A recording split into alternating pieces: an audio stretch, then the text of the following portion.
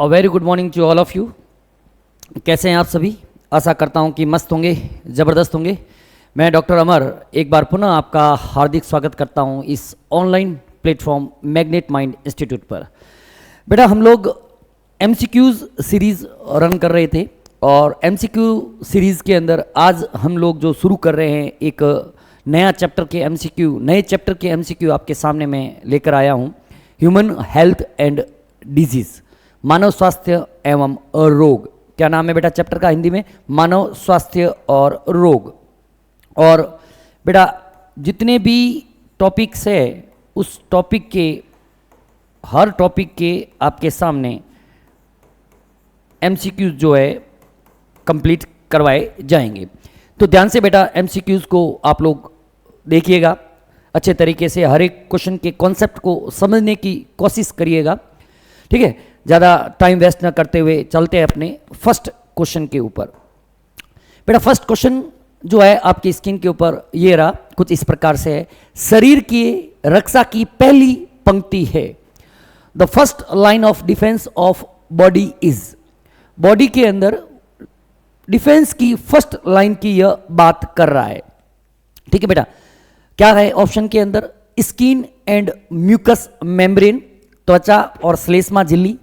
Second option के अंदर है neutrophil and monocyte. Third option है फीवर, या जिसे हिंदी में हम लोग कहते हैं बुखार। और फोर्थ ऑप्शन है इंटरफेरॉन। तो बेटा अपन सब जानते हैं कि इम्यूनिटी कई प्रकार की होती है। उसके अंदर एक बहुत ही महत्वपूर्ण इम्यूनिटी होती है जिसे हम लोग कहते हैं इन्नेट इम्यूनिटी। क्या बोलते हैं बेटा? Innate immunity. इन्नेट इम्यूनिटी के अंदर कई प्रकार के फिजिकल बैरियर होते हैं, जिसके अंदर सबसे इंपॉर्टेंट होता है skin, which is the most important physical barrier of the body. तो स्किन क्या करता है बेटा? प्रिवेंट करता है बॉडी के अंदर किसी ऑर्गेनिज्म के एंट्री को, ठीक है। यानी कि स्किन तो है ही, फर्स्ट लाइन ऑफ डिफेंस है।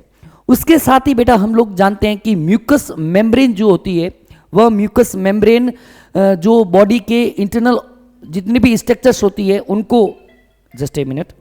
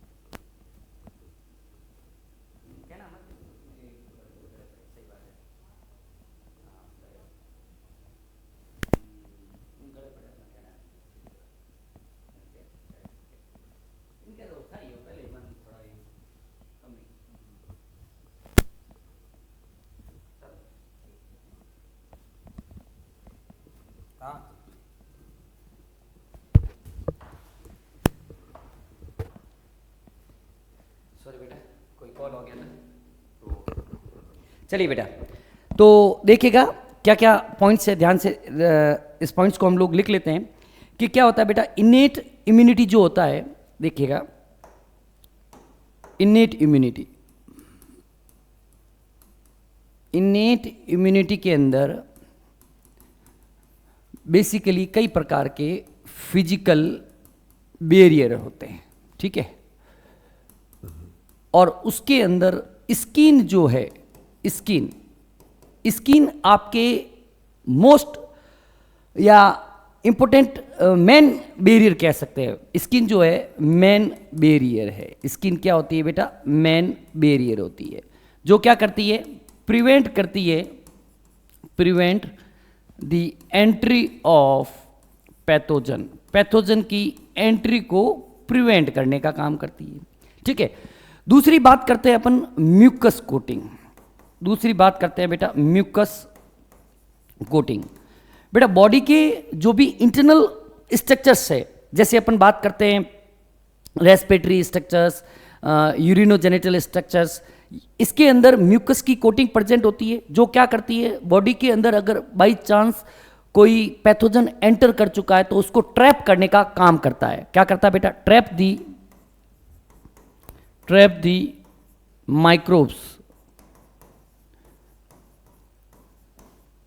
Microbes enters in body. तो ये दोनों मिलकर बॉडी का क्या करता है बेटा? फर्स्ट लाइन ऑफ डिफेंस का काम करते हैं। तो ऑप्शन जो है फर्स्ट ही आपका आंसर हो जाएगा, skin and mucus membrane. Is that clear बेटा? कोई दिक्कत नहीं है। चलते हैं नेक्स्ट क्वेश्चन की तरफ। ठीक है, ये इसका एक्सप्लेनेशन मैंने आपको ऑलरेडी बता दिया। नेक्स्ट है एंटीजन है, एंटीजन इज। बेटा देखो दो चीज होती है, एक तो होता है पैथोजन और एक होता है एंटीजन और एक होता है एंटीबॉडी। पैथोजन क्या होता है बेटा? पैथोजन ऐसा कोई भी ऑर्गेनिज्म, माइक्रोब्स जो बॉडी के अंदर एंटर करता है और बॉडी को डिजीज्ड करता है, उसे हम लोग बोलते हैं pathogen.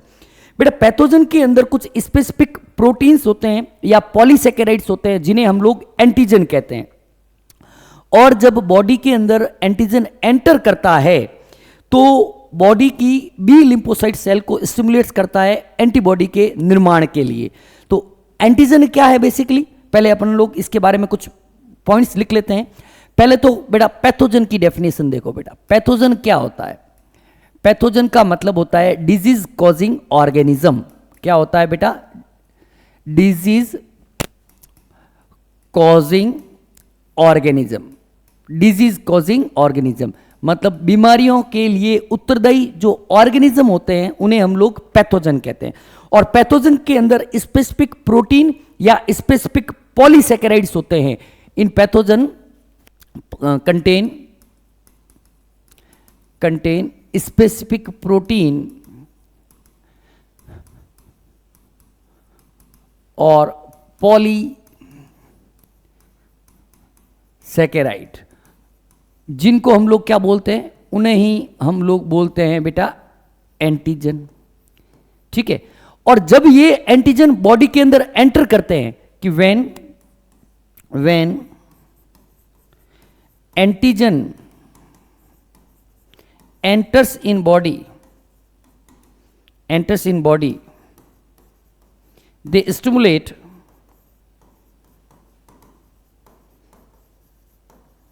B lymphocyte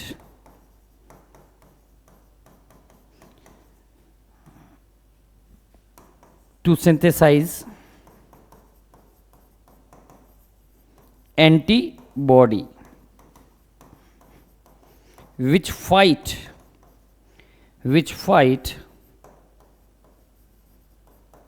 against antigen. Is that clear बेटा? तो एंटीजन क्या होते हैं? जो एंटीबॉडी के निर्माण को प्रेरित करते हैं। ठीक है बेटा, बेसिकली एंटीजन क्या करते हैं? एंटीबॉडी के निर्माण को प्रेरित करते हैं। एंटीजन क्या करेंगे बेटा? एंटीबॉडी के निर्माण को प्रेरित करते हैं। एंटीबॉडी के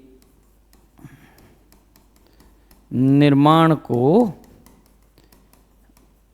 प्रेरित करते हैं। क्लियर है चीज? देख लेंगे ऑप्शन के अंदर ऐसा कुछ कोई मिल रहा है। Substance which stimulate the production of venom, पदार्थ जो जहर के उत्पादन को उत्तेजित करता है। नहीं बेटा, ऐसा कुछ भी नहीं होता है। ठीक है, वैक्सीन, नहीं बेटा ऐसा कुछ भी नहीं है। टीका, जिसको वैक्सीन को बोलते हैं बेटा टीका, क्या बोलते हैं हिंदी के अंदर? टीका। ठीक है, antibody production stimulating agent, antibody उत्पादन उत्तेजन एजेंट, यही इसका आंसर चला जाएगा। Part of the body defence system. Antigen जो है बॉडी डिफेंस सिस्टम का पार्ट नहीं होते हैं। एंटीबॉडी जो होती है वह आपके बॉडी के डिफेंस सिस्टम का पार्ट होती है। तो ये ऑप्शन भी आपके क्या हो जाएगा बेटा? रॉन्ग हो जाएगा। क्लियर है चीज? चलते हैं बेटा आगे। अगला क्वेश्चन देखिएगा बेटा, which cell is not phagocytic in nature? कौन सी कोशिकाएं प्रकृति में फैगोसाइटिक या भक्षाणु प्रकृति की नहीं होती है। देखिएगा बेटा, पहला कह रहा है मोनोसाइट, दूसरा बोल रहा है मैक्रोफेजेस, थर्ड बोल रहा है न्यूट्रोफिल और फोर्थ बोल रहा है नेचुरल किलर सेल। बेटा देखना, इम्यून सिस्टम से संबंधित 3 सेल आपको इंपोर्टेंट ध्यान रखनी है। कौन कौन सी? एक तो याद रखनी है मोनोसाइट, दूसरी आपको ध्यान रखनी है मैक्रोफेजेस और थर्ड ध्यान रखनी है न्यूट्रोफिल। मोनोसाइट देखना बेटा, मोनोसाइट। सेकंड आपको याद रखनी है मैक्रोफेजेस, मैक्रोफेजेस। और थर्ड ध्यान रखनी है बेटा न्यूट्रोफिल्स। बेटा ये जो सेल्स होती है ना, ये होती है आपके फैगोसाइटिक इन नेचर। कैसी होती है बेटा? फैगोसाइटिक। फैगोसाइटिक का मतलब बॉडी के अंदर अगर कोई पैथोजन एंटर करता है तो उसको एंगल्फ करने का काम करती है। एंगल्फ कर लेगी और उसको डिस्ट्रॉय कर लेगी। मतलब बेसिकली ये क्या करेगी? Engulf and destroy the microbes, destroy the pathogen. बस इतना याद रखना आपको बेटा। जबकि जो नेचुरल किलर सेल होती है, it is a type of lymphocyte that destroy virus infected cells. मतलब इंटरफेरॉन को सिक्रेट करेगी कौन? NK cells. पहली बात तो एनके सेल्स की फुल फॉर्म आपको पता होनी चाहिए, नेचुरल किलर सेल्स। ठीक है, these are the specific type of lymphocyte that destroy virus infected cells by releasing chemicals. ठीक है, ये क्या करते हैं बेटा? स्पेसिफिक, पहली चीज तो इसके बारे में ध्यान रखनी है, स्पेसिफिक लिम्फोसाइट है। These are specific lymphocyte. ठीक है, बहुत ही विशेष प्रकार की लिम्फोसाइट सेल्स होती है that destroy virus infected cell, destroy virus infected cell by releasing specific chemicals। और ये केमिकल्स क्या करते हैं बेटा? एपोप्टोसिस। मतलब नेचुरल जो सेल डेथ है उसे हम लोग एपोप्टोसिस कहते हैं, या इसके अंदर एपोप्टोसिस के कारण सेल का डेथ होता है, पैथोजन का डेथ होता है। किसी भी तरह का फैगोसाइटिक काम यहां पर नहीं होता है। Releasing chemical causes apoptosis. ठीक है, सेल डेथ, जिसको अपन लोग बोलते हैं बेटा सेल डेथ। ठीक है, तो यहां पर जो है इस क्वेश्चन के अंदर जो ऑप्शन जो है वह चला जाएगा आपका फोर्थ। नेचुरल किलर सेल्स जो होती है वह फैगोसाइटिक नेचर की नहीं होती है। बाकी सभी जो भी तीनों ऑप्शन आपको दे रखे हैं, चाहे वह मोनोसाइट की बात करें, चाहे हम मैक्रोफेजेस की बात करें, चाहे न्यूट्रोफिल्स की बात करें, they all are phagocytic in nature. जो भी पैथोजन बॉडी के अंदर एंटर करेगा उसे एंगल्फ करेंगे और उसे डिग्रेड या डिस्ट्रॉय करने का काम करते हैं। चलते बेटा नेक्स्ट क्वेश्चन की तरफ। नेक्स्ट क्वेश्चन आपके क्या कह रहा है? ये देखो बेटा, सेलुलर बेरियल्स लाइक न्यूट्रोफिल्स। न्यूट्रोफिल को अपन पीएमएनएल भी बोलते हैं बेटा। पीएमएनएल का मतलब होता है पॉलीमॉर्फो न्यूक्लियर लिम्फोसाइट। पीएमएनएल इसकी फुल फॉर्म आपको याद होनी चाहिए बेटा, पॉलीमॉर्फो न्यूक्लियर मोनोसाइट। इसका जो न्यूक्लियस होता है उसकी जो शेप होती है अलग अलग तरह की होती है, इस कारण इसको पॉलीमॉर्फो न्यूक्लियर मोनोसाइट कहा जाता है। चलें नेक्स्ट क्वेश्चन की तरफ। नेक्स्ट क्वेश्चन ये रहा आपकी स्क्रीन के ऊपर। कोशिका मध्यस्थ प्रतिरक्षा किसके द्वारा प्रदान की जाती है? Cell mediated immunity is provided by. बहुत ही अच्छा क्वेश्चन है बेटा। सेल मीडिएटेड इम्यूनिटी किसके द्वारा प्रदान की जाती है? बेटा देखना, इम्यूनिटी, एक्वायर्ड इम्यूनिटी की बात करें हम लोग तो एक्वायर्ड इम्यूनिटी 2 तरीके की होती है। एक होती है ह्यूमोरल इम्यून रेस्पॉन्स और दूसरा होता है सेल मीडिएटेड इम्यून रेस्पॉन्स। देखना बेटा, जो एक्वायर्ड इम्यूनिटी होती है, एक्वायर्ड इम्यूनिटी, यह होती है आपके 2 तरह की। एक तो होती है ह्यूमोरल इम्यून रेस्पॉन्स। एक तो क्या होता है बेटा? ह्यूमोरल इम्यून रेस्पॉन्स, और दूसरा होता है बेटा cell mediated immune response, immune response. Humoral immune response जो होता है वह बी सेल के द्वारा होता है, जिसकी वजह से एंटीबॉडी का प्रोडक्शन होता है। ये बेसिकली किसकी वजह से होता है बेटा? बी सेल्स की वजह से होता है। और बी सेल क्या करती है? सिक्रेट करती है एंटीबॉडीज को, सिक्रेट्स करती है किसको बेटा? एंटीबॉडी को। ठीक है, किसको सिक्रेट करेगी बेटा? एंटीबॉडी को। जबकि सेल मीडिएटेड इम्यून रेस्पॉन्स है, it is provided by T cell. किसके द्वारा प्रोवाइड होती है? टी सेल्स के द्वारा। और ये क्या करता है बेटा? सेलुलर डिस्ट्रक्शन के लिए रेस्पॉन्सिबल है। किसके लिए रेस्पॉन्सिबल है बेटा? सेलुलर डिस्ट्रक्शन के लिए, सेलुलर डिस्ट्रक्शन के लिए। तो यहां पे इस क्वेश्चन के अंदर जो है आपका क्या कह रहा है? Cell mediated immunity. Cell mediated immunity तो आपको पता ही है, अभी हम लोगों ने डिस्कस किया कि जो सेल मीडिएटेड इम्यूनिटी है उसके लिए जो रेस्पॉन्सिबल होती है वह टी सेल होती है। Is that clear? T lymphocyte या टी सेल्स जो होती है वह आपके सेल मीडिएटेड इम्यूनिटी के लिए उत्तरदायी होती है। चलते हैं बेटा नेक्स्ट क्वेश्चन की तरफ। ठीक है, ये अब देख लिया अपन ने कि एक्वायर्ड इम्यूनिटी जो होती है बेसिकली दो तरीके की होती है, ह्यूमरल इम्यून रेस्पॉन्स और दूसरा होता है सेल मीडिएटेड इम्यून रेस्पॉन्स या सीएमआई, सेल मीडिएटेड इम्यूनिटी। इसके लिए कौन? बी सेल जो एंटीबॉडीज का प्रोडक्शन करती है ब्लड के अंदर, जबकि इसके लिए कौन रेस्पॉन्सिबल है बेटा? टी सेल जो सेलुलर डिस्ट्रक्शन करती है। बेटा यही मैं कह रहा हूं, आपको इस प्लेटफॉर्म के ऊपर हर क्वेश्चन का बहुत ही वैलिड एंड विथ प्रूफ, बिल्कुल विथ प्रूफ, एनसीईआरटी के प्रूफ के साथ क्लेरिफिकेशन, हर क्वेश्चन का एक्सप्लेनेशन मिलेगा। इसलिए हर क्वेश्चन को अच्छे तरीके से करना है। उसका कॉन्सेप्ट क्या है वह आपको अच्छे तरीके से लर्न करना है। ठीक है बेटा, देखिए बेटा नेक्स्ट क्वेश्चन की तरफ चलते हैं। नेक्स्ट क्वेश्चन कह रहा है which is primary lymphoid organ? प्राथमिक लिम्फोइड अंग कौन सा है? तो पहले तो बेटा अपन को पता होना चाहिए कि लिम्फोइड ऑर्गन कौन कौन से होते हैं, कैसे होते हैं, क्या होते हैं।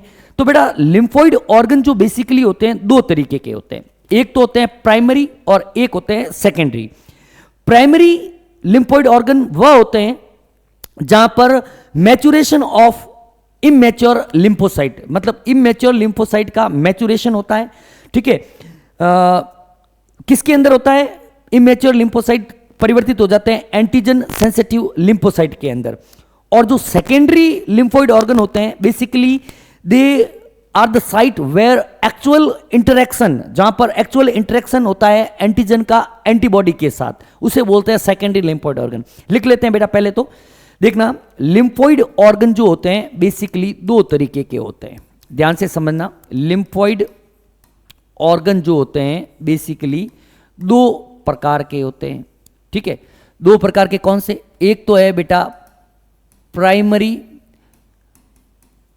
लिम्फोइड ऑर्गन, प्राथमिक लिम्फोइड ऑर्गन, जहां पर क्या होता है बेटा? The maturation of immature lymphocyte into antigen sensitive lymphocyte. क्या होता है बेटा? Maturation of immature lymphocyte into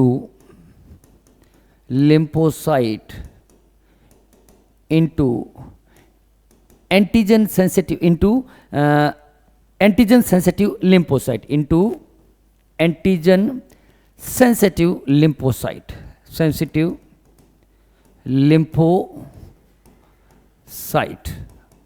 occurs, जहां पर immature lymphocyte antigen sensitive lymphocyte के अंदर परिवर्तित हो जाते हैं। बेसिकली प्राइमरी लिम्फोइड ऑर्गन के दो एग्जाम्पल है, एक तो होता है बेटा आपके अस्थि मज्जा जिसको हम लोग बोलते हैं बोन मैरो, हिंदी में लिख लेता हूं बेटा अस्थि मज्जा, और दूसरा होता है बेटा थाइमस। ठीक है, दूसरा क्या होता है? थाइमस। दूसरा लिम्फोइड ऑर्गन जो होता है उसको हम लोग बोलते हैं बेटा सेकेंडरी लिम्फोइड ऑर्गन, जहां पर क्या होता है बेटा actual interaction with antigen occurs, यहां पर बेसिकली क्या होता है बेटा, एक्चुअल इंटरेक्शन विथ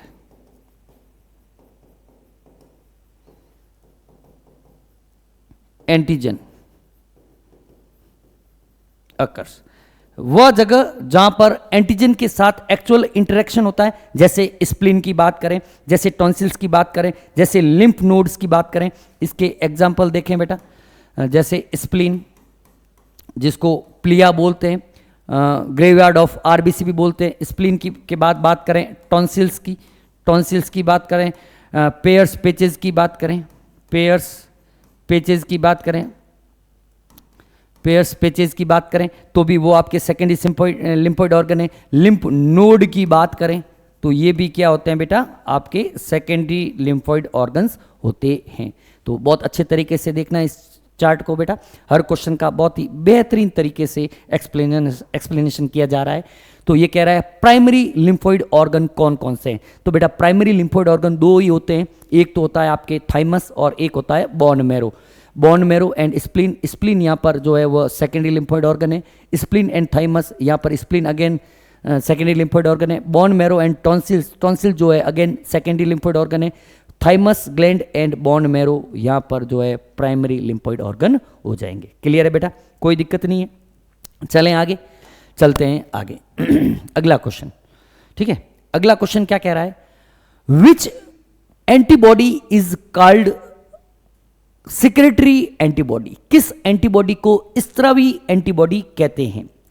देखना बेटा, जो एंटीबॉडी ए होती है यह मेन एंटीबॉडी होती है जो बॉडी के सिक्रेशन के अंदर पाई जाती है, ठीक है। यह बॉडी के अंदर और भी कई जगह पर, जैसे कोलोस्ट्रम है, जैसे स्लाइवा है, टीयर्स है, उसके अंदर भी प्रेजेंट होती है। यह बॉडी के अंदर जो भी सिक्रेशन है उसके अंदर सबसे मेन है, इसलिए इस एंटीजन ए को एंटीबॉडी ए को ही हम लोग क्या बोलते हैं बेटा, सिक्रेटरी एंटीबॉडी बोलते हैं। तो आंसर क्या चला जाएगा बेटा, IgA। क्यों बोलते हैं, देखना बेटा कि इट इज मेन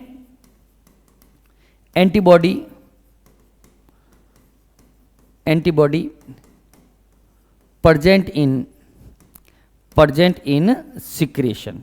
बॉडी के जो सिक्रेशंस होते हैं उसके अंदर यह मेन एंटीबॉडी होती है, ठीक है, कोलोस्ट्रम के अंदर, टीयर्स के अंदर, ठीक है। इसलिए इसको क्या बोला जाता है बेटा, IgA जो है it is also known as secretory antibody. इसे हम लोग क्या बोलते हैं बेटा, सिक्रेटरी या स्त्रावी एंटीबॉडी भी कहते हैं। क्लियर है, चलते हैं बेटा नेक्स्ट क्वेश्चन की तरफ। नेक्स्ट क्वेश्चन क्या कह रहा है, neutrophils and monocytes are important cell participating इन।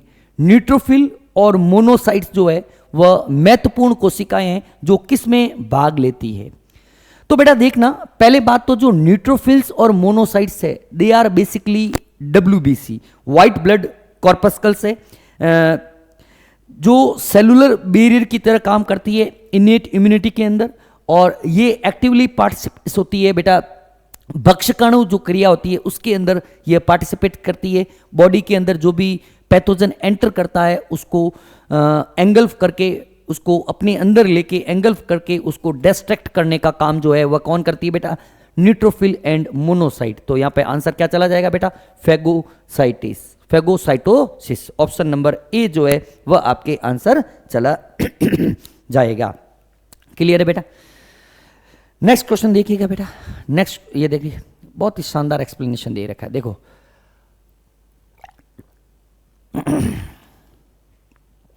देखिएगा, ये एक न्यूट्रोफिल सेल्स है और जैसे ही एंटीजन आया इस न्यूट्रोफिल के ऊपर स्पेसिफिक रिसेप्टर्स लगे होते हैं जिसकी वजह से ये एक्टिवेट हो जाती है due to the presence of antigens.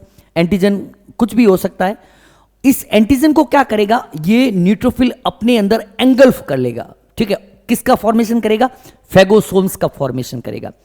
जैसे ही फेगोसोम्स बनेंगे जो पैथोजन है वह इस न्यूट्रोफिल के अंदर आ जाएगा और फिर जो लाइसोसोम है न्यूट्रोफिल्स के वो काफी एक्टिवेट हो जाते हैं और जो भी इसका मटेरियल है पैथोजन का उसको डिस्ट्रॉय करने का काम, डिग्रेड करने का काम करते हैं। यह पूरी जो क्रिया है फैगोसाइटोसिस या भक्षकाणु क्रिया कहलाती है। क्या कहलाती है बेटा, भक्षकाणु क्रिया कहलाती है।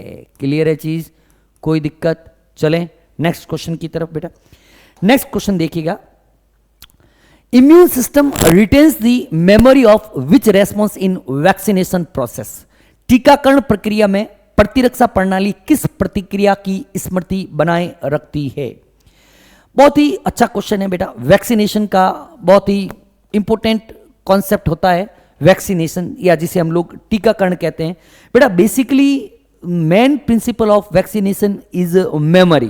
बेटा क्या होता है वैक्सीन, बेसिकली होते क्या है, यह वीकेंड या एट्यूनेटेड एंटीजन ही होते हैं जो हम बॉडी के अंदर, जिसे हम लोग एंटर करवा देते हैं, जिसकी वजह से ये माइल्ड इम्यून रेस्पॉन्स पैदा करते हैं और मेमोरी बी सेल्स और टी सेल्स का प्रोडक्शन करते हैं। और जब रियल में वाइल्ड पैथोजन बॉडी के अंदर एंटर होता है तो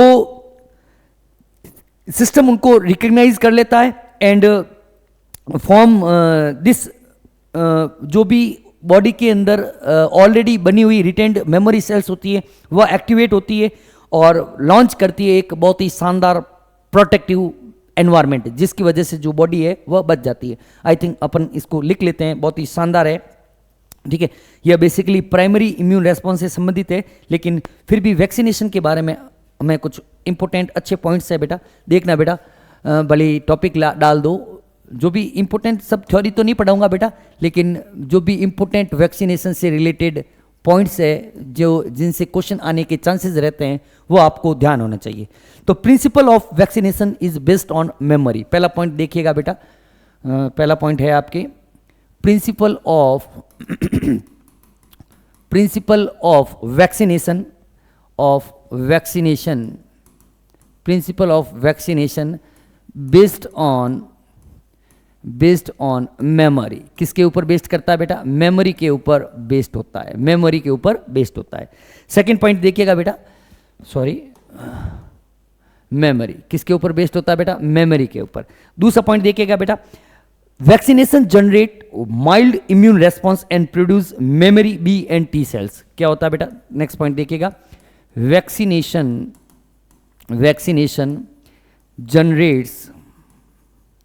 generates mild immune response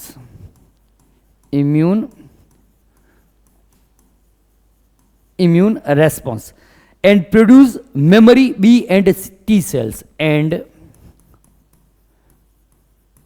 produce memory B and T cells, या जिसे बी लिम्फोसाइट और टी लिम्फोसाइट्स भी बोलते हैं। And when wild pathogen attack, next point पे देख लेते हैं बेटा, व्हेन वाइल्ड या real pathogen attack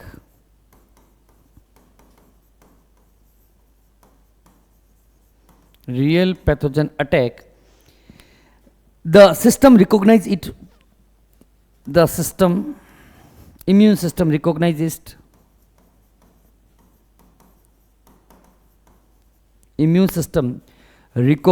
it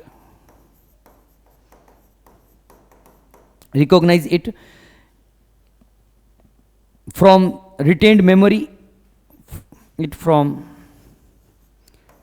retained memory, and launches a protective system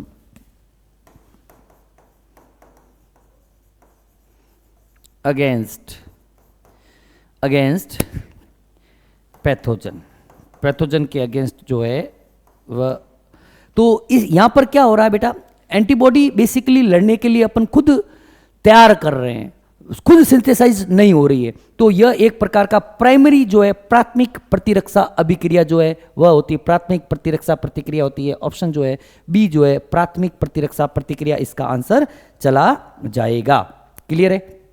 चलते हैं बेटा नेक्स्ट क्वेश्चन की तरफ। नेक्स्ट क्वेश्चन क्या कह रहा है कि number of polypeptide chain number of polypeptide chains presents in a molecule of antibody, एक एंटीबॉडी के अणु में मौजूद पॉलीपेप्टाइड श्रृंखलाओं की संख्या कितनी होती है। देखिएगा बेटा, यहीं पे समझा देता हूं कि एंटीबॉडी के स्ट्रक्चर के अंदर बेसिकली 4 पॉलीपेप्टाइड होती है, 2 होती है स्मॉल और 2 होती है बेटा लार्ज। ठीक है, ध्यान से देखना, एंटीबॉडी, एंटी ऐसे लिख लेते हैं, एंटीबॉडी के अंदर 4 पॉलीपेप्टाइड चेन्स होती है। एंटीबॉडी के अंदर कितनी होती है बेटा? 4 पॉलीपेप्टाइड चेन होती है। 2 तो होती है स्मॉल, 2 क्या होती है बेटा? स्मॉल चेन होती है। 2 तो होती है आपके स्मॉल चेन, ठीक है, छोटी श्रृंखलाएं होती है, और 2 जो होती है वह लाइट हैवी चेन होती है। 2 कैसी होती है बेटा? हैवी चेन होती है। 2 होती है हैवी चेन, या जिसे हम लोग लाइट चेन भी कह सकते हैं। ठीक है, तो स्मॉल और इसको लार्ज, तो इसलिए इसको यूं भी लिखा जाता है हैवी टू L2, H2L2 भी इसको लिखा जाता है। तो कितनी श्रृंखलाएं होती है बेटा? 4 श्रृंखलाएं आपको पॉलीपेप्टाइड की देखने को मिलती है। क्लियर है बेटा? नेक्स्ट क्वेश्चन देखिएगा, ये देखो बेटा, ये है हैवी चेन आपके एंटीबॉडी की, ये हैवी चेन आपको देखने को मिल रही है, और 2 जो है लाइट चेन होती है। दोनों के बीच के अंदर जो है डाइसल्फाइड बॉन्ड आपको देखने को मिलता है। कौन सा बॉन्ड देखने को मिलेगा? बहुत इंपॉर्टेंट है, डाइसल्फाइड बंध जो है दोनों चेन के बीच में देखने को मिलेगा। डाई सल्फाइड बंध जो है आपको याद रखना है। ठीक है बेटा, कोई दिक्कत नहीं है। चलिए नेक्स्ट क्वेश्चन की तरफ बढ़ते हैं बेटा।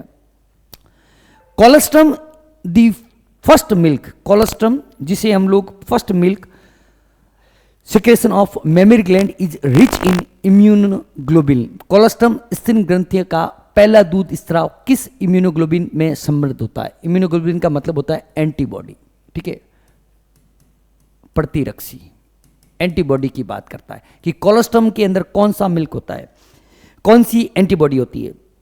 पहले तो अपन को पता होना चाहिए कि कोलोस्ट्रम होता क्या है।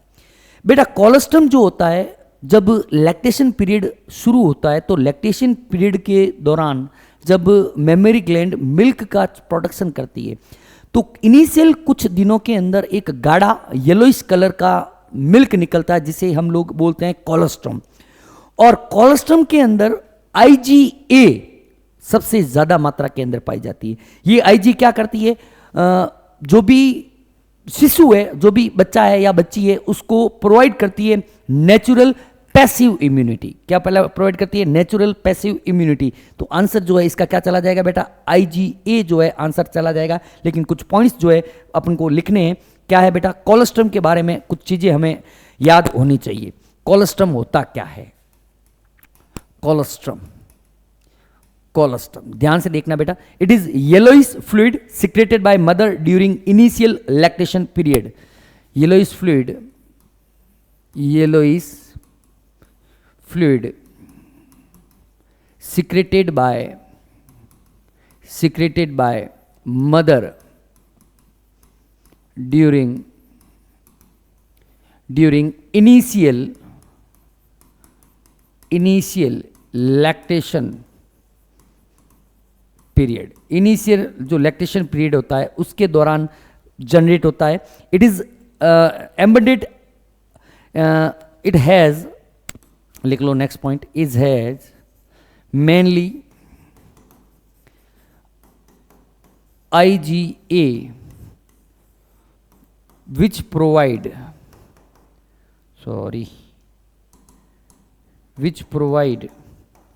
natural passive immunity to newborn. Natural passive immunity जो है वह प्रोवाइड करता है कौन? कोलोस्ट्रम। क्लियर है बेटा? बहुत ही इंपॉर्टेंट है। ये जो एक्सप्लेनेशन मैंने ऑलरेडी कर लिया है वो आपके सामने जो है स्लाइड की फॉर्म के अंदर भी मैं दे देता हूं, नोट्स के अंदर, ताकि आप लोग अच्छे तरीके से और पढ़ चुके हैं वैसे तो, और भी पढ़ सकें। नेक्स्ट देखना बेटा, एन एंटीबॉडी इज, एक एंटीबॉडी क्या है बेटा? बेसिकली एंटीबॉडी होता क्या है? ऑप्शन देखने से पहले अपने मन के अंदर, हमारे मन के अंदर क्वेश्चन का आंसर जो है वह आ जाना चाहिए। एंटीबॉडी बेसिकली स्पेसिफिक प्रोटीन है which are produced by basically B lymphocyte in response to a specific pathogen. It has a specific antigen binding site. मतलब एंटीबॉडी क्या होती है? एंटीबॉडी एक प्रोटीन है जो बी लिम्फोसाइट के द्वारा उत्पन्न होती है, लेकिन कब उत्पन्न होगी? जब बॉडी के अंदर कोई एंटीजन जो है वह एंट्री करेगा। क्या है बेटा पॉइंट्स कि antibody is produced by, antibody है क्या बेटा? Antibody is specific protein produced by B lymphocyte, produced by B lymphocyte in response to entry of antigen in body. They are specific part of immunity which has antigen binding site, जिनके अंदर antigen के साथ जुड़ने की, binding होने की क्या होती है बेटा? साइट या स्थल जो है वह मौजूद होती है। तो देख लें क्या है ऑप्शन के अंदर। Component of blood, secretion of mammalian erythrocyte, molecules that specifically react to an antigen, white corpuscles which attack invading bacteria. ठीक है, तो ऐसा बेटा कुछ भी नहीं होता है। आपको अगर इसका आंसर अगर देखना है तो बिल्कुल आपका थर्ड जो ऑप्शन जो है बिल्कुल सही दिख रहा है। Third option molecule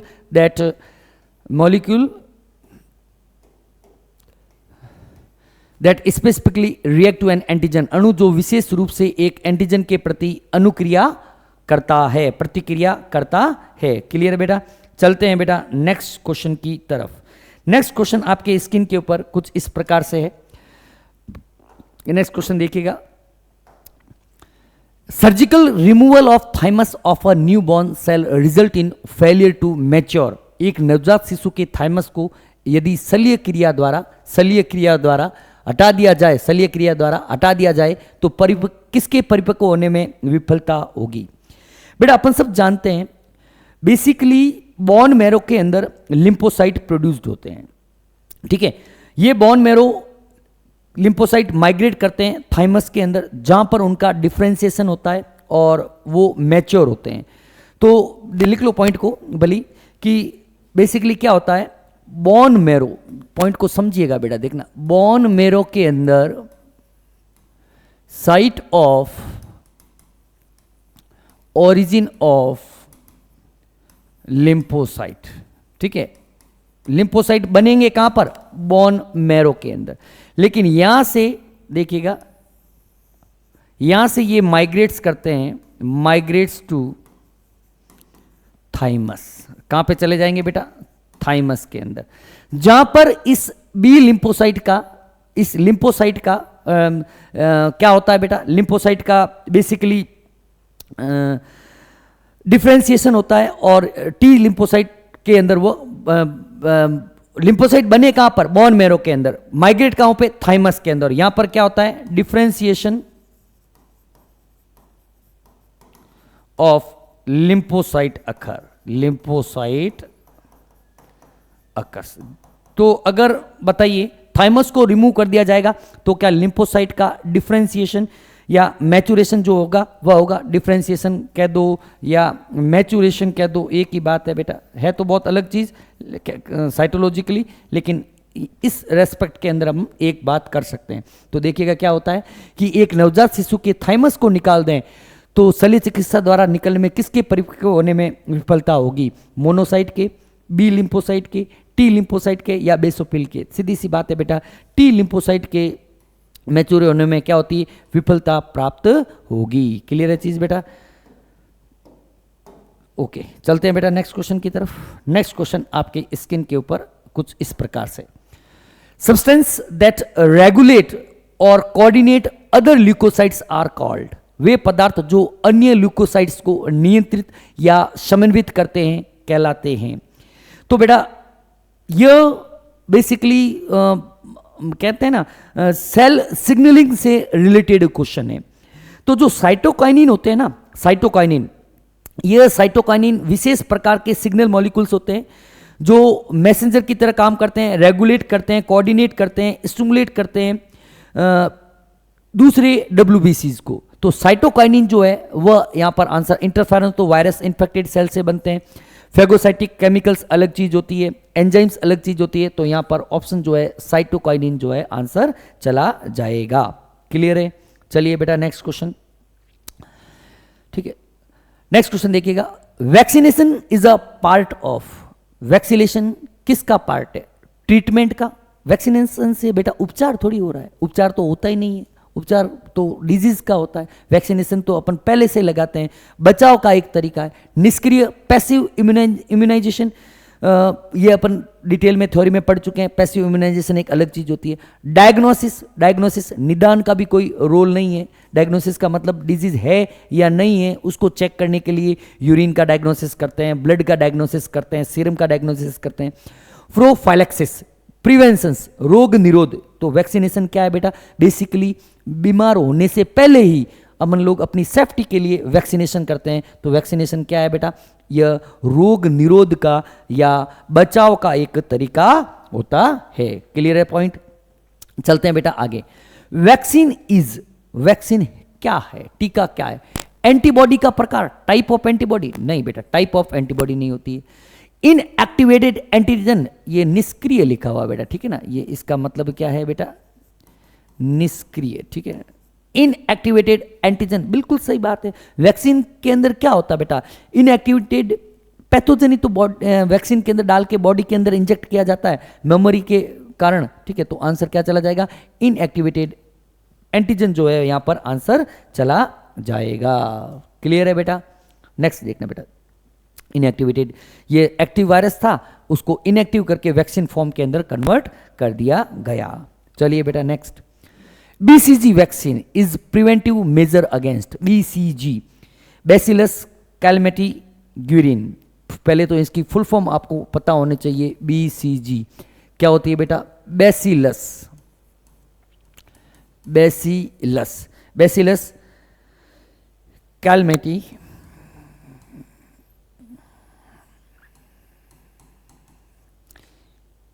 Guérin. ठीक है, तो यह टीका किसके लिए लगाया जाता है? तो बेटा बेसिकली BCG का टीका जो होता है वह ट्यूबरक्लोसिस के लिए लगाते हैं। बैक्टीरियल इन्फेक्शन है, ठीक है, ट्यूबरक्लोसिस के लिए, तपेदिक जिसको कहा जाता है उसके लिए लगाया जाता है। तपेदिक के बारे में या TB के बारे में एक दो पॉइंट और लिख लो बेटा, यह एक बैक्टीरियल इन्फेक्शन है। क्या है बेटा? बैक्टीरियल डिजीज है, बैक्टीरियल डिजीज है ट्यूबरक्लोसिस। किसके द्वारा होता है बेटा? मायोबैक्टीरियम ट्यूबरक्लोसिस एक बैक्टीरिया होता है, मायोबैक्टीरियम ट्यूबरक्लोसिस, उसके कारण होता है। ये भी आपको ध्यान रखना है। मायोबैक्टीरियम ट्यूबरक्लोसिस बैक्टीरिया के कारण TB होता है। BCG का टीका जो है वह TB से बचने के लिए जो है वह लगाया जाता है। क्लियर बेटा पॉइंट्स? नेक्स्ट देखना बेटा, नेक्स्ट क्वेश्चन आपके स्क्रीन के ऊपर कुछ इस प्रकार सा है। DPT vaccine is an example of diphtheria. Diphtheria कोई बता सकता है बेटा फुल फॉर्म? बताइए। डिप्थीरिया, सॉरी DPT, D का मतलब डिप्थीरिया, P का मतलब पर्टुसिस और T का मतलब होता है टिटनस। ठीक है बेटा, DPT फुल फॉर्म सबकी पता होनी चाहिए भाई लोगों। ठीक है, डिप्थीरिया, पर्टुसिस और टिटनस, और क्या होता है बेटा? टिटनस। 3 डिजीज के लिए होता है बेटा बचाने के लिए। DPT स्टिमुलेट्स करता है होस्ट की ओवन इम्यून सिस्टम को एंटीबॉडी के प्रोडक्शन के लिए। होस्ट एक्टिवली जनरेट करता है। तो बेसिकली ये क्या करता है? टीका जो होता है वह पैसिव, जो भी टीके होते हैं ना बेटा वो पैसिव इम्यूनिटी के एग्जाम्पल्स होते हैं। किसके होते हैं बेटा? पैसिव या निष्क्रिय, इसको बेटा निष्क्रिय मानना, ठीक है ना बेटा? निष्क्रिय, निष्क्रिय इम्यूनिटी के जो होते हैं वह एग्जाम्पल होते हैं। ठीक है, कोई दिक्कत नहीं, चलते हैं बेटा नेक्स्ट आगे। इम्यूनाइजेशन इज बेस्ड ऑन, प्रतिरक्षीकरण किस पर आधारित है? मेमोरी ऑफ इंडिविजुअल्स, इंडिविजुअल की मेमोरी से क्या लेना देना है? पैथोजेनिक पावर, रोगजनक शक्ति, फैगोसाइटोसिस, भक्षकाणु क्रिया, इसको हिंदी में बोलते हैं बेटा भक्षकाणु क्रिया।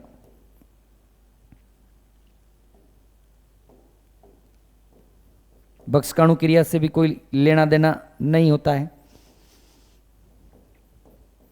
और मेमोरी ऑफ इम्यून सिस्टम, प्रतिरक्षा जो इसकी खुद की प्रणाली है, इम्यून सिस्टम की मेमोरी है, उसके ऊपर वैक्सीनेशन या इम्यूनाइजेशन जो है वह बेस्ड होता है। क्लियर है चीज? चलते बेटा नेक्स्ट क्वेश्चन की तरफ। कॉन्जेनिटल डिजीज आर, जन्मजात रोग होते हैं बेटा। जन्मजात रोग भी इन्हीं को बोलते हैं, जेनेटिक रोग भी इन्हीं को बोलते हैं, डेवलपमेंटल एबनॉर्मलिटीज भी इन्हीं को बोलते हैं। इनके अदर नेम देखना बेटा, अलग दूसरे जो नाम है वह अपन को पता होने चाहिए। इनको कॉन्जेनिटल को जेनेटिक डिजीज भी बोलते हैं। क्या बोलते हैं बेटा? जेनेटिक डिजीज भी बोलते हैं। इन्हीं को डेवलपमेंटल एबनॉर्मलिटीज भी बोलते हैं। ठीक है, जो बेसिकली बच्चे के अंदर जन्म से ही उनकी डिजीज जो होती है वह होती है। यह बेसिकली इनहेरिटेड और एक्वायर्ड होती है ड्यूरिंग फिटल डेवलपमेंट। ठीक है, तो जन्मजात रोग यहां पर देखना बेटा क्या हो जाएगा answer? Disease present by birth, जन्म से मौजूद बीमारियां, बिल्कुल यही है। जन्म से जो मौजूद बीमारियां होती हैं उन्हें ही हम लोग जन्मजात रोग कहते हैं। बेटा अगर मोटे तौर पर बीमारियों को डिवाइड करें तो दो प्रकार की होती है। एक तो होती है जन्मजात, जिसको अपन लोग कॉन्जेनिटल बोलते हैं। दूसरी होती है एक्वायर्ड, जो व्यक्ति अपने लाइफ के दौरान प्राप्त करता है। जो बीमारियां होती है वह तो होती है एक्वायर्ड बीमारियां, और जो जन्म से उसके साथ होती है उन्हें हम लोग कॉन्जेनिटल डिजीज कहते हैं। क्लियर है? नेक्स्ट क्वेश्चन देखिएगा बेटा। नेक्स्ट क्वेश्चन आपके स्किन के ऊपर यह रहा, auto immunity against the synovial membrane eight joint is called, जोड़ों पर साइनोवियल झिल्ली के खिलाफ स्व प्रतिरक्षा कहलाती है। बहुत ही इंपॉर्टेंट क्वेश्चन है बेटा। जोड़ों से संबंधित ऑटो इम्यूनिटी का एक बहुत ही बेटर एग्जाम्पल है, जिसे हम लोग रूमेटॉइड आर्थराइटिस या गठिया बोलते हैं। Rheumatoid arthritis and immune system response होता है। यह इसका जो है वह आंसर चला जाएगा। ये जो है रूमेटॉइड गठिया, इसको यहाँ पर देख लेते हैं बेटा। ये कोई हेल्थी जॉइंट होता है, तो हेल्थी जॉइंट इसके अंदर क्या होता है? रूमेटॉइड आर्थराइटिस क्या करता है कि rheumatoid arthritis and is an auto immune disease where the body's immune system mistakenly attack its own healthy cells. Auto immune disease है जिसके अंदर बॉडी की खुद की सेल्स बॉडी के अगेंस्ट हो जाती है और उसको डिस्ट्रैक्ट कर देती है। ठीक है, specially it attack the synovials membrane. किसको करता है बेटा? सिनोवियल्स जो मेम्ब्रेन होती है, lining of joints. Synovial membrane जो होती है लाइनिंग ऑफ जॉइंट्स होती है बेटा, ध्यान रखना।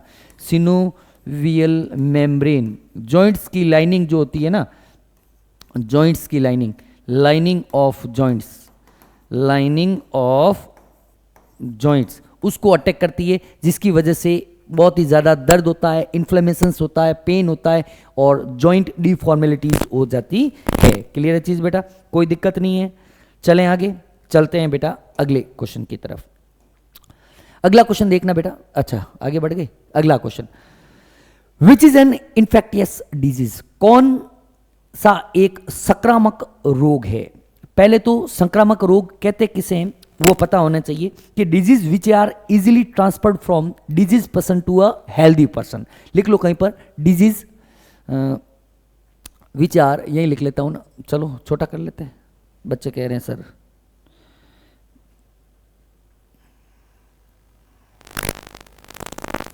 यहां लिख लेते हैं बेटा, disease which are transferred from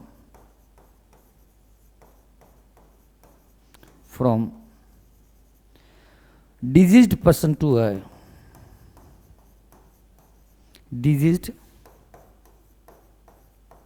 person to a healthy person are called as infectious disease. Hindi में लिखना है बेटा। ऐसी बीमारियां लिख लो हिंदी वालों भी, ऐसी बीमारियां जो रोगी व्यक्ति से स्वस्थ व्यक्ति में स्थानांतरित हो सकती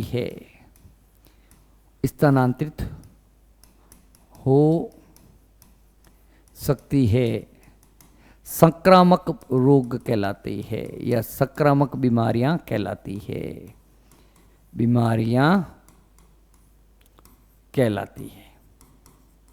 संक्रामक रोग कहलाती है। तो ये पूछ रहा है कि संक्रामक रोग कौन सा होता है। कोरोनरी थ्रोम्बोसिस किसी भी प्रकार का संक्रामक रोग नहीं है। डिप्थीरिया, बिल्कुल सही बात है बेटा, डिप्थीरिया जो है वह एक प्रकार का इन्फेक्टियस डिजीज है। डायबिटीज मेलिटस, बिल्कुल कोई बात नहीं है, किसी भी तरह का इन्फेक्टियस डिजीज नहीं होता है। हाइपरटेंशन, कोई भी उच्च रक्तचाप भी आपके इन्फेक्टियस डिजीज नहीं होती है। डिप्थीरिया यहाँ पर जो है इन्फेक्टियस डिजीज का एग्जाम्पल दे रखा है। क्लियर है? नेक्स्ट देखना बेटा, diphtheria is connected with, diphtheria किससे संबंधित है बेटा? बेसिकली डिप्थीरिया के अंदर होता क्या है, diphtheria affect the mucus membrane of respiratory tract. Basically क्या करता है, थ्रोट और टॉन्सिल्स के अंदर एक थिक ग्रे कोटिंग बना देता है, जिसकी वजह से आदमी को, जो भी डिजीज पर्सन होगा, उसको श्वास लेने में या भोजन को निगलने के अंदर क्या होगी, परेशानी होगी। ठीक है, तो बेसिकली यह जो है कनेक्टेड किससे है बेटा? गले से संबंधित है। किससे संबंधित है बेटा? गले से। थ्रोट जो है उससे संबंधित होता है बेटा। लिख लो भली, लिखना क्या है, आगे ये पढ़ाई होगा, देख लेते हैं, यहीं से रीड आउट कर लेना बेटा। Diphtheria primarily affect the mucus membrane of the respiratory tract, specifically forming a thick grey coating in throat and tonsils. Throat और टॉन्सिल्स के अंदर एक कोटिंग बना देते हैं, leading to difficulty in breathing as well as swallowing. श्लेष्मा झिल्ली को प्रभावित करता है, श्वसन पथ के श्वसना झिल्ली को, विशेष रूप से गले के अंदर और टॉन्सिल्स के अंदर एक मोटी भूरी परत बनाता है, जिससे सांस लेने में और भोजन को निगलने में क्या होती है, प्रॉब्लम जो है वह पैदा होती है। इसे हम लोग क्या बोलते हैं बेटा? डिप्थीरिया बीमारी कहते हैं, जो एक प्रकार की इन्फेक्टियस डिजीज होती है। क्लियर है चीज? चलते हैं बेटा नेक्स्ट क्वेश्चन की तरफ। Which disease is caused by Yersinia pestis? Yersinia pestis के द्वारा कौन सी बीमारी होती है बेटा? देखना, यर्सीनिया पेस्टिस है क्या, पहले तो ये पता होना चाहिए कि यर्सीनिया पेस्टिस है क्या। यर्सीनिया पेस्टिस एक विशेष प्रकार का बैक्टीरिया होता है। Basically it is a bacterial cell. जो ये है क्या बेटा? पहले तो ये देख लो कि ये है क्या। ये होता है बेटा आपके बैक्टीरिया। क्या होता है? जीवाणु, यर्सीनिया पेस्टिस। आंसर तो आपको आता होगा, बिल्कुल आंसर पता है, लेकिन और भी कई सारी नॉलेज यह क्वेश्चन आपको लेकर आएगा। तो इससे, इस जीवाणु से हम लोग सब जानते हैं कि कौन सी बीमारी होती है बेटा? प्लेग जो होती है, जो चूहों के द्वारा भी फैलती है, वह होती है। ठीक है, दूसरा ऑप्शन देखना बेटा, दूसरा ऑप्शन कह रहा है ब्लैक फीवर, काला आजार। काला आजार को क्या बोलते हैं बेटा? काला आजार, काला ज्वर, इसको बेटा काला आजार भी बोलते हैं। कालाजार, कैसे? काला आजार, काला आजार, काला आजार। ठीक है, किससे फैलता है बेटा? कोई बता सकता है बेटा? लेशमानिया से फैलता है, आपको पता ही होगा वैसे तो, बाय लेशमानिया डोनोवानी, इतना है नहीं, ध्यान रखना, लेशमानिया। ठीक है, जिनोप्सिला चियोप्सिस जो है, इसको रेड फ्लिया बोलते हैं। वेक्टर है, कोई पैथोजन नहीं है, रेड फ्लिया बोलते हैं, इट इज़ अ वेक्टर। ये तो क्या है बेटा? वेक्टर है, डिजीज कॉजिंग एजेंट नहीं है। ठीक है, देखो बेटा, ये आपको आंसर जो है इसके अंदर क्या चला जाएगा? यर्सीनिया जो पेस्टिस होता है वह एक प्रकार का बैक्टीरिया है जो प्लेग के लिए, प्लेग जो बीमारी होती है जिसके अंदर चूहे बहुत बड़ा रोल प्ले करते हैं, संचरण जो है उसका चूहों की सहायता से होता है। ठीक है, रेड जो है, रेड फ्लिया से जिनोप्सिस जो ये वेक्टर है, वो कॉजिंग एजेंट की बात कर रहा था। नेक्स्ट देखना बेटा, dengue fever is transmitted by, dengue बुखार किसके द्वारा फैलता है? डेंगू बेटा एक प्रकार का वायरल डिजीज है, वायरल डिजीज है जो बेसिकली एक फीमेल इन्फेक्टेड फीमेल जो है एडिस एजिप्टी, जिसको अपन लोग टाइगर मच्छर भी बोलते हैं, उसके द्वारा फैलता है। यह एक वायरल डिजीज है। डेंगू है क्या बेटा, यह ध्यान होनी चाहिए, यह एक वायरल डिजीज है, वायरल डिजीज है जो किसके द्वारा फैलती है, Aedes aegypti, female infected Aedes aegypti जो मच्छर होता है, जिसको हम लोग टाइगर मॉस्किटो भी बोलते हैं, उसके द्वारा फैलती है। क्लियर है चीज, कोई दिक्कत नहीं है। चलते हैं बेटा आगे।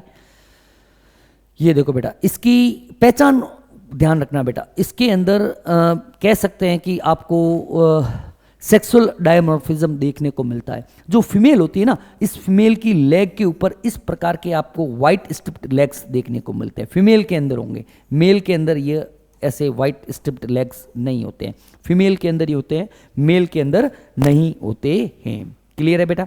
नेक्स्ट क्वेश्चन देखिएगा। अच्छा, नेक्स्ट क्वेश्चन क्या कह रहा है, Plasmodium enters the human body as, बेटा प्लाज्मोडियम की इन्फेक्टियस स्टेज जो है वह स्पोरोजोइट होती है, स्पोरोजोइट इन्फेक्टियस स्टेज होती है, ये आपको पता ही होनी चाहिए, बहुत ही सिंपल सा क्वेश्चन है बेटा। Sporozoite is the infectious form of Plasmodium, लिख लेना, sporozoite infectious form of Plasmodium, Plasmodium की इन्फेक्टियस जो होती है वह फॉर्म होती है। क्लियर है। नेक्स्ट देखिएगा बेटा question, toxin which is responsible for chill and high fever during malaria, कौन सा मलेरिया के दौरान कौन सा ऐसा केमिकल जो है वह बहुत ही ठंड और तेज बुखार के लिए उत्तरदायी होता है। तो देखना बेटा, जैसे ही रप्चरिंग होता है मलेरिया के एंट्री के, प्लाज्मोडियम की एंट्री के दौरान आरबीसी का रप्चरिंग होता है। बेसिकली होता क्या है बेटा, रप्चरिंग ऑफ आरबीसी, देखिएगा, rupturing of RBC releases haemozoin, release करता है किसको बेटा, हीमोजॉइन को, हीमोजॉइन। ये एक टॉक्सिक केमिकल होता है which is responsible for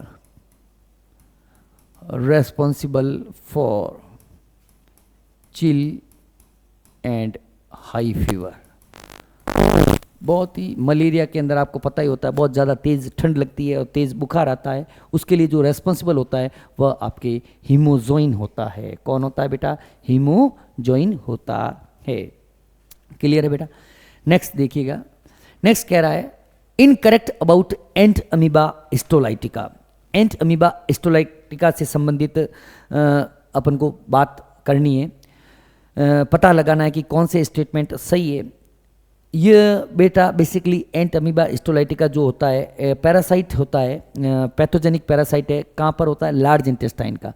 it is parasite of small intestine, नहीं भाई स्मॉल इंटेस्टाइन का नहीं होता है, किसका होता है बेटा, लार्ज इंटेस्टाइन का होता है, लार्ज इंटेस्टाइन का। अच्छा क्वेश्चन है बेटा, ध्यान रखिएगा।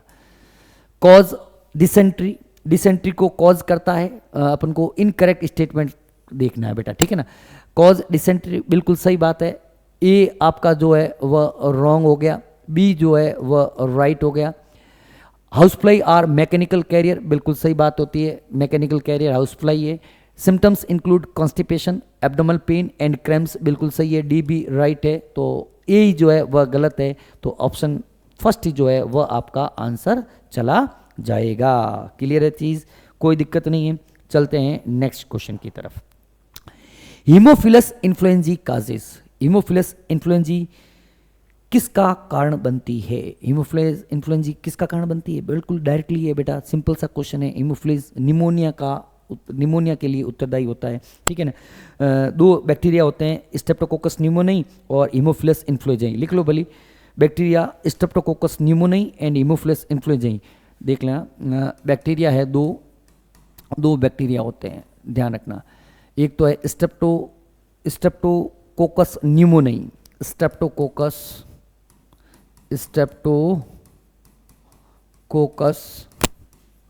Pneumoniae and haemophilus influenzae, haemophilus influenzae, ये दोनों क्या करते हैं, कॉज करते हैं, कॉजेज निमोनिया।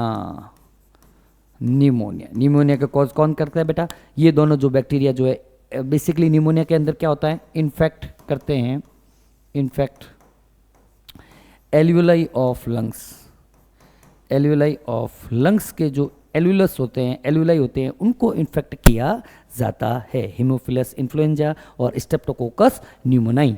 ठीक है बेटा, कोई दिक्कत नहीं है, पढ़ लिया है। नेक्स्ट देखना, match the column with regard to vector and disease, वाहक और रोग के संबंध में हमें कॉलम दे रखे हैं, उनको मैच करना है, तो कर लेते हैं मैच, कोई ज़्यादा बड़ी बात नहीं है। ठीक है, क्यूलेक्स, क्यूलेक्स जो है वह आपको पता हो, क्यूलेक्स फिलेरियसिस के लिए वेक्टर होता है। ठीक है, एनोफ्लीज, एनोफ्लीज होता है मलेरिया का, एडिस जो होता है वह डेंगू का होता है। ठीक है, कोई दिक्कत नहीं है। पी का सेकंड आना चाहिए, क्यू का थर्ड आना चाहिए, क्यू का थर्ड आना चाहिए, और आर का आना चाहिए first. P second, Q P second यहाँ नहीं है, यहाँ नहीं है। क्यू थर्ड यहाँ पर सेकंड ऑप्शन के अंदर भी देखने को मिल रहा है, तो ऑप्शन जो है वो आपका चला जाएगा सेकंड। क्लियर है, चलें नेक्स्ट क्वेश्चन की तरफ। House fly are mechanical carrier of, house fly किसका मैकेनिकल कैरियर होता है, आप बताइए। चलिए बेटा, हाउस फ्लाई बताइए आप।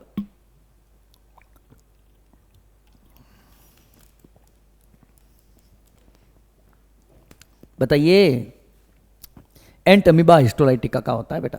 ठीक है, किसका होता है बेटा, एंट अमीबा हिस्टोलाइटिका को ट्रांसमिट करता है एक जगह से दूसरी जगह पर, और एंट अमीबा हिस्टोलाइटिका कौन सा रोग फैलाता है बेटा, अमीबियासिस रोग जो है फैलाता है। पॉइंट को लिख लीजिएगा पहले। House fly is mechanical carrier, house fly mechanical carrier for, mechanical carrier for transmit of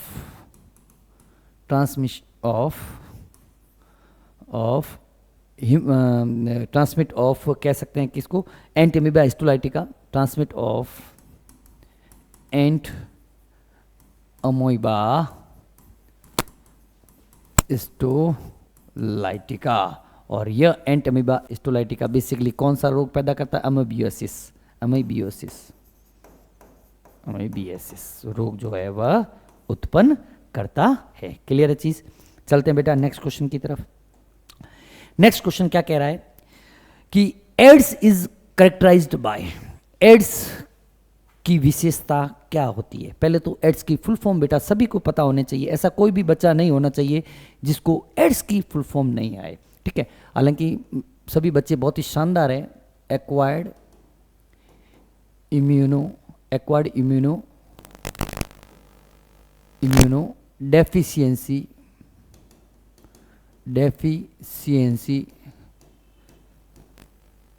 syndrome. ठीक है, एक्वायर्ड इम्यूनो डेफिशिएंसी सिंड्रोम। तो बेसिकली क्या करता है, एचआईवी इसके लिए रेस्पॉन्सिबल कौन होता है, एड्स के लिए रेस्पॉन्सिबल होता है बेटा आपके एचआईवी वायरस। ठीक है, ह्यूमन इम्यूनो वायरस जो है वह रेस्पॉन्सिबल होता है। एचआईवी क्या करता है, बॉडी के अंदर एंटर करता है और टारगेट करता है बेसिकली दो चीज़ों को, या तो करेगा वह टारगेट मैक्रोफेजेस को या टारगेट करेगा टी हेल्पर सेल्स को।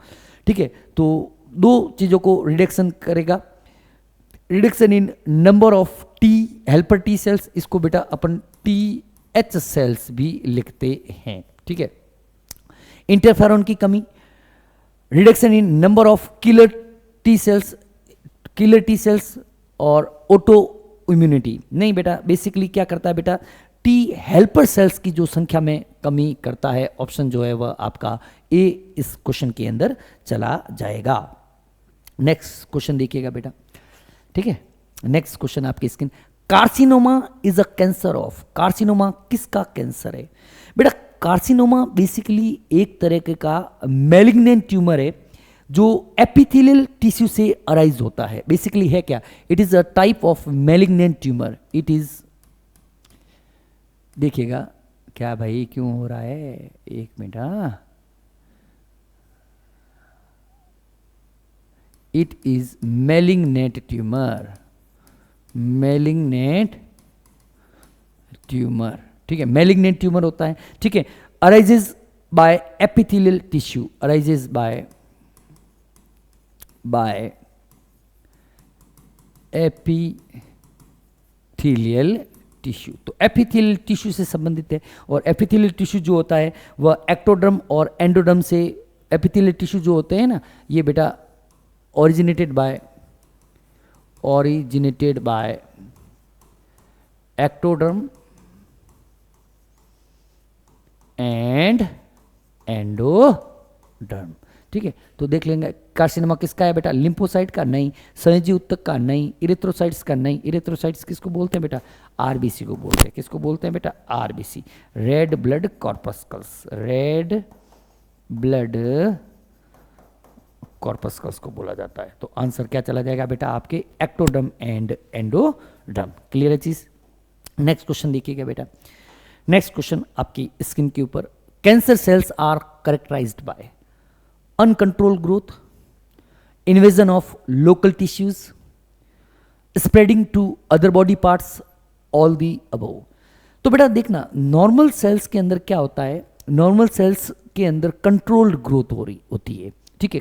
ग्रोथ जो होती है वह कंट्रोल्ड होती है, क्यों, क्योंकि उसके अंदर कॉन्टैक्ट इनहिबिशन का एक कॉन्सेप्ट, एक फिनोमिनन जो होता है वह प्रेजेंट होता है। जबकि जो कैंसर सेल्स होती है उसके अंदर कॉन्टैक्ट इनहिबिशन नाम की कोई चीज नहीं होती है, जिसकी वजह से उनके अंदर अनकंट्रोल्ड ग्रोथ देखने को मिलता है। और इस अनकंट्रोल्ड ग्रोथ के कारण वह अपने आसपास की जितने भी टिश्यूज है उनके अंदर स्प्रेड हो जाता है, उनके अंदर इन्वेस्ड हो जाता है। तो सही बात है, ये होता है, ये भी होता है, ये भी होता है। तो आंसर क्या चला जाएगा बेटा, ऑल ऑफ दीज। ये जो है कैंसर सेल्स के इंपोर्टेंट जो है करेक्टर्स जो है ये आपको देखने को मिलेंगे। क्लियर है बेटा।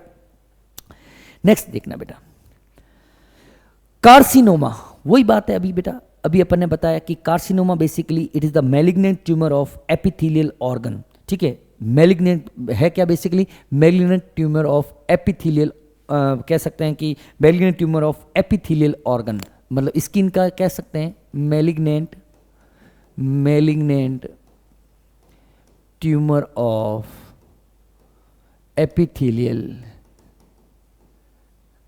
एपिथेलियल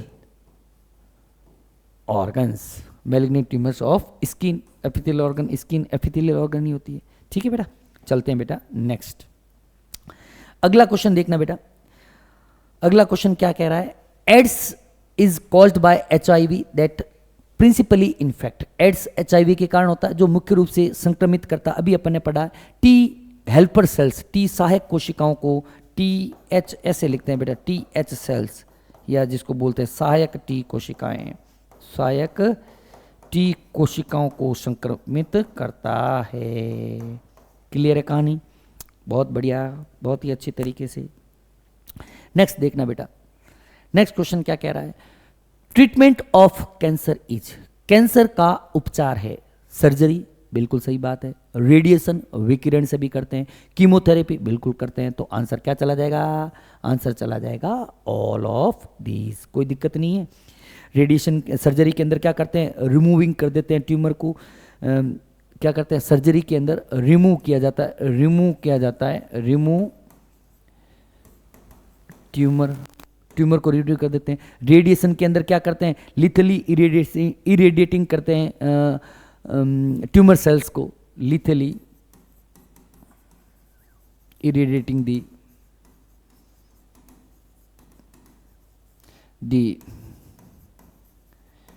ट्यूमर सेल्स को इरेडिएटिंग करते हैं। और कीमोथेरेपी के अंदर क्या करते हैं, use drugs to kill cancer cells, इसके अंदर क्या करते हैं, use drugs to kill cancerous cells, ठीक है। तो यहां पर आंसर चला जाएगा आपके ऑल ऑफ दिस, कैंसर के ये सभी उपचार हैं। नेक्स्ट क्वेश्चन देखिएगा बेटा, कैंसर के कारक तत्वों को क्या कहा जाता है? कॉजिव फैक्टर ऑफ कैंसर्स, कॉजिव फैक्टर जो कैंसर्स होते हैं उन्हें हम लोग कार्सिनोजेंस कहते हैं। क्या बोलते हैं? कार्सिनोजन। फिजिकल भी हो सकते हैं, केमिकल भी हो सकते हैं और बायोलॉजिकल भी होते हैं। कार्सिनोजन कहा जाता है। यहाँ पे बेटा एक पॉइंट्स लिखिएगा बेटा, कार्सिनोजन इंपोर्टेंट है, ध्यान रखना बेटा। कार्सिनोजेंस इंपोर्टेंट, बहुत ही इंपोर्टेंट आ सकता है।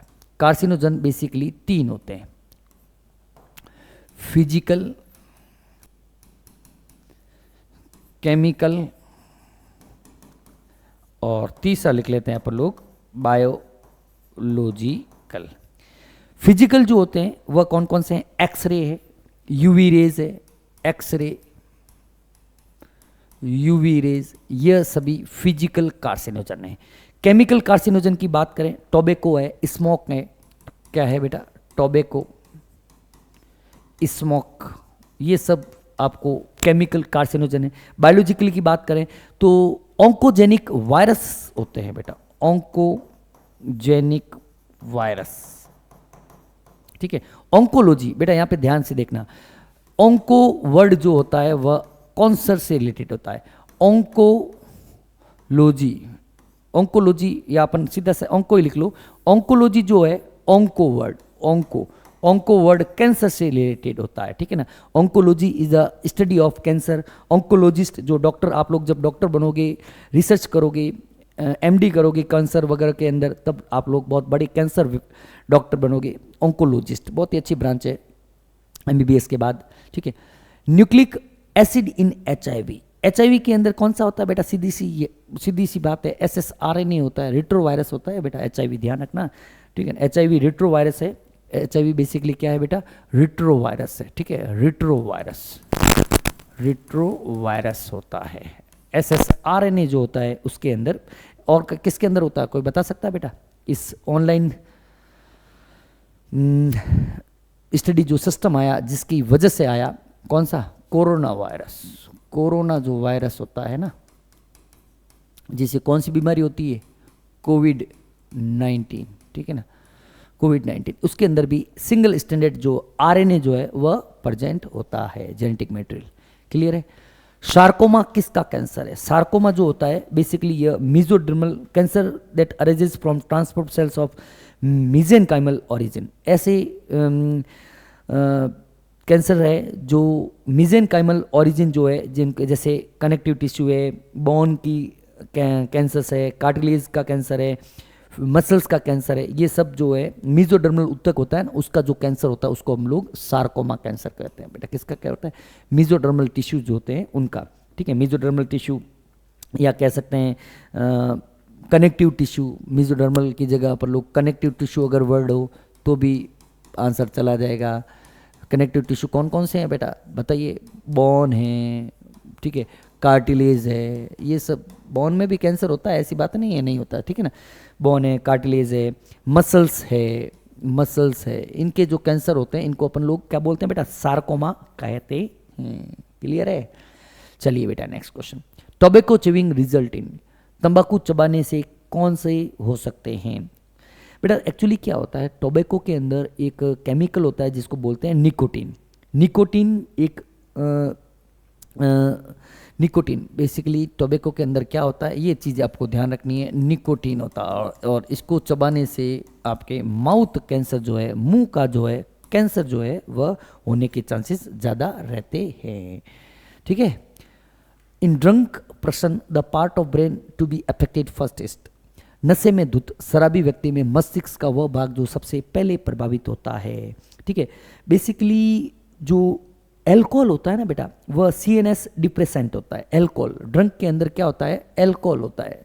ड्रंक जो व्यक्ति होगा उसने क्या पी रखा है बेटा? एल्कोहल पी रखा है, एल्कोहल पी रखा है। और एल्कोहल क्या होता है बेटा? सेंट्रल नर्वस सिस्टम का डिप्रेसेंट होता है, डिप्रेसेंट, ठीक है। तो जो शराबी व्यक्ति होता है ना उनको लगता है मस्त हो गई, तो बेसिकली उसके अंदर जो सेरेब्रम प्राप्त होता है, प्रमस्तिष्क जो होता है, प्रमस्तिष्क, कहीं पे आंसर है ये ऑप्शन, प्रमस्तिष्क सेरेब्रम जो है वह अफेक्ट हो जाता है, उसको बिल्कुल अजीब सा ही, मतलब वही है, सब कुछ वही है, ठीक है ना। नेक्स्ट देखना, प्रमस्तिष्क सेरेब्रम। नेक्स्ट क्या है? ओपियम इज ऑब्टेन फ्रॉम, अफीम किससे प्राप्त किया जाता है? अफीम एक बेसिकली रेजिन है जिसे एक्सट्रैक्ट किया जाता है पेपेवर सोमनिफेरम प्लांट से। किस प्लांट से करते हैं बेटा? पेपेवर सोमनिफेरम। अफीम है क्या बेटा?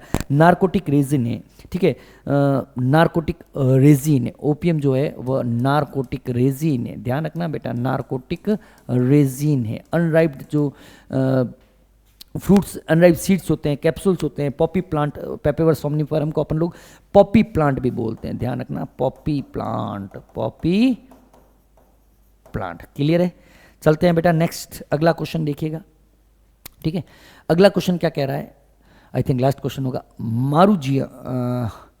मारिजुआना गांजा और एलएसडी, मारिजुआना गांजा और एलएसडी है क्या है? खतरनाक चीजें पूछ ली। ये सभी हेलुसिनोजेंस है। क्या है? विभ्रमककारी है। क्या है? हेलुसिनोजेंस क्या होते हैं? मतलब भ्रम पैदा करते हैं। क्या पैदा करते हैं बेटा? भ्रम। हेलुसिनोजन क्या होता है? Which affect the people mind and make them see and hear things that are not really there. मतलब भ्रम पैदा करते हैं कि वो है। मारुजुआना गांजा, एलएसडी, एलएसडी की फुल फॉर्म यहाँ पर आपको याद होनी चाहिए। LSD basically lysergic acid di ethyl amide होता है। एलएसडी क्या होती है बेटा? Lysergic acid di ethyl amide,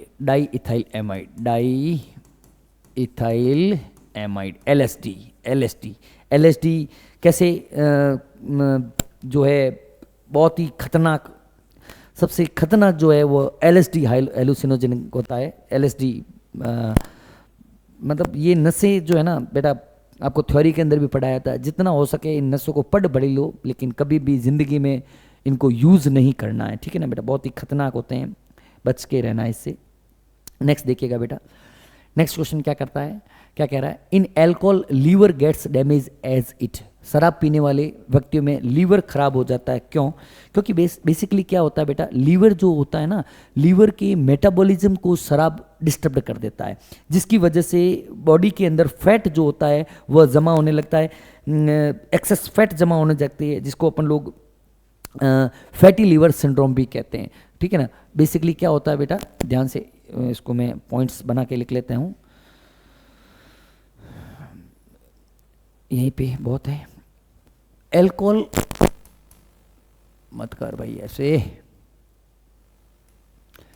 alcohol affects liver metabolism, ठीक है। लीवर के मेटाबॉलिज्म के अंदर leads to accumulation of fat, जिसको बेटा फैटी लीवर सिंड्रोम भी कहते हैं, फैटी लीवर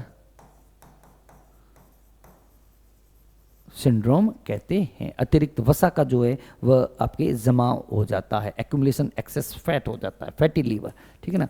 फैटी लीवर बोलते हैं ना बेटा, फैटी लीवर फैटी हो गया, फैटी लीवर, ठीक है ना।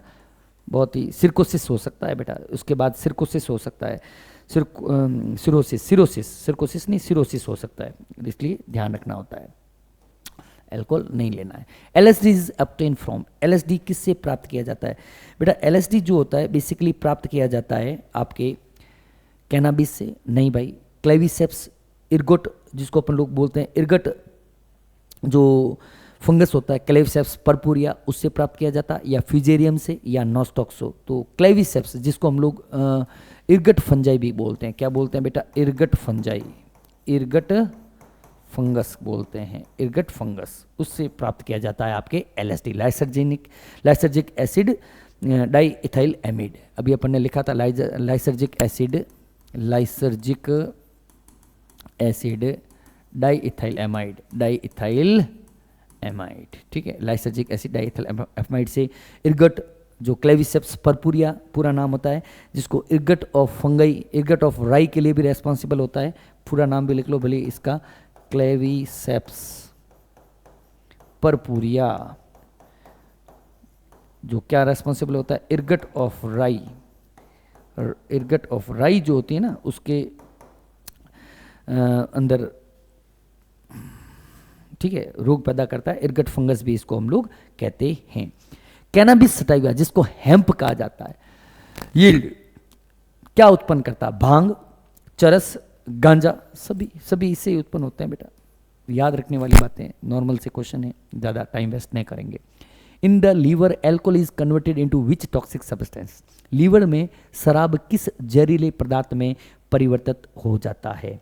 एल्कोहल जो होता है बेसिकली लीवर के अंदर एसिटैल्डिहाइड के अंदर परिवर्तित हो जाता है। एल्कोहल जो होता है ना, एल्कोहल, वो एल्कोहल परिवर्तित हो जाता है एसिटैल्डिहाइड के अंदर। एसिटैल्डिहाइड, और एसिटैल्डिहाइड जो होता है ना हाईली टॉक्सिक होता है, ठीक है ना, बहुत ही ज़्यादा टॉक्सिक होता है, highly toxic in nature, highly toxic, alcohol से भी ज़्यादा टॉक्सिक होता है, इसलिए वह लीवर को क्या कर देगा? पूरा का पूरा डैमेज कर देगा। किसके अंदर परिवर्तित हो जाता है? एसिटैल्डिहाइड के अंदर। एसिटैल्डी ऑप्शन नंबर बी के अंदर आपको देखने को मिल रहा है। क्लियर है बेटा? कोई दिक्कत नहीं है, चलें आगे, चलते हैं आगे, ठीक है। अल्कोहल जो है, अल्कोहल इथेनॉल जो है अल्कोहल डीहाइड्रोजनेज के द्वारा किस में परिवर्तित हो गया बेटा? एसिटैल्डिहाइड के अंदर। और ये क्या होता है बेटा? मोर टॉक्सिक होता है, मोर टॉक्सिक होता है। क्लियर है? अच्छा आगे चले गए, एक क्वेश्चन देखिएगा और, smack di style acetyl morphine white odourless bitter crystalline compound above statement are correct for? Smack di acetyl morphine सफ़ेद गंधहीन कड़वा क्रिस्टलीय पदार्थ, उपरोक्त कथन किसके लिए सही है? ये सब बेटा हीरोइन के नाम है। किसके? हीरोइन के। डाई एसिटाइल मॉर्फिन कहते हैं जिसको, हीरोइन, हीरोइन, ठीक है। हीरोइन कोई अपन लोग हीरोइन, ये हीरो हीरोइन वो नहीं है बेटा, हीरोइन या जिसको हम लोग बोलते हैं smack di acetyl morphine, di acetyl morphine, di acetyl morphine, ठीक है। ये सभी हीरोइन के नाम है, ठीक है ना। हीरोइन नाम क्या? हीरोइन जो है स्मैक भी कहते हैं, जो वाइट कलर की होती है, बिल्कुल इसकी गंध नहीं होती है, बहुत ही कड़वा क्रिस्टलीय पदार्थ जो होता है वह होता है, ठीक है ना। नेक्स्ट देखिएगा बेटा, कोकीन प्राप्त किया जाता है। कोकीन, कोकीन जो है वह एक प्रकार का कोका एल्कलॉइड है, कोका एल्कलॉइड है जिसे लीव्स ऑफ कोका प्लांट, ठीक है ना, कोका एल्कलॉइड है। कोकेन जो है वह कोका एल्कलॉइड है जिसको किससे प्राप्त करते हैं? From leaves of Coca plant. Coca जो प्लांट होता है, इरेथ्रोजाइलोन, इरेथ्रोजाइलम कोका, इरेथ्रोजाइलम कोका से प्राप्त किया जाता है, ठीक है ना। लीव्स ऑफ कोका प्लांट, ये कहाँ का है बेटा? कोई बता सकता है बेटा? नेटिव टू साउथ अमेरिका, ये भी ध्यान रख लेना, नेटिव टू साउथ अमेरिका, दक्षिण अमेरिका का, साउथ अमेरिका का प्लांट है बेसिकली, इरेथ्रोजाइलोन कोका, इरेथ्रोजाइलोन कोका। चलते हैं बेटा, लास्ट क्वेश्चन है I think. Which measure would be particularly useful for prevention and control of alcohol and drug abuse among adolescents? किशोरों के बीच शराब और नशीली दवाओं के दुरुपयोग की रोकथाम के लिए निम्नलिखित में से कौन सा उपाय उपयोगी होगा? कौन से देखते हैं बेटा? अनुचित सहकर्मी दबाव से बचना बिल्कुल होता है, पेशेवर और चिकित्सा सहायता लेना बिल्कुल सही बात है, खतरे के संकेतों को पहचाना सही बात है, शिक्षा और परामर्श सही बात है, परामर्श और शिक्षा, माता पिता और साथी से मदद लेना सभी सही है बेटा। ये सभी ऑप्शन डी के अंदर आपको देखने को मिल रहा है, ठीक है बेटा। ये आपके हो गया। चलिए, ये बेटा आपके ह्यूमन हेल्थ और डिजीज़ के फर्स्ट एमसीक्यूज एक सीरीज और आपके सामने लेकर आऊँगा, ठीक है ना। अच्छे तरीके से इनको आप लोग करिएगा, बहुत ही अच्छे क्वेश्चंस आपके सामने अवेलेबल थे। आगे एक और मैं आपकी ह्यूमन हेल्थ एंड डिजीज़ की स्लाइड जो है लेकर आऊँगा, अच्छे तरीके से उनको भी अपन को करना है। ह्यूमन हेल्थ, एक मिनट, हेल्थ नहीं तो बेटा क्या है बाद में भूल जाते हैं, हेल्थ एंड डिजीज़।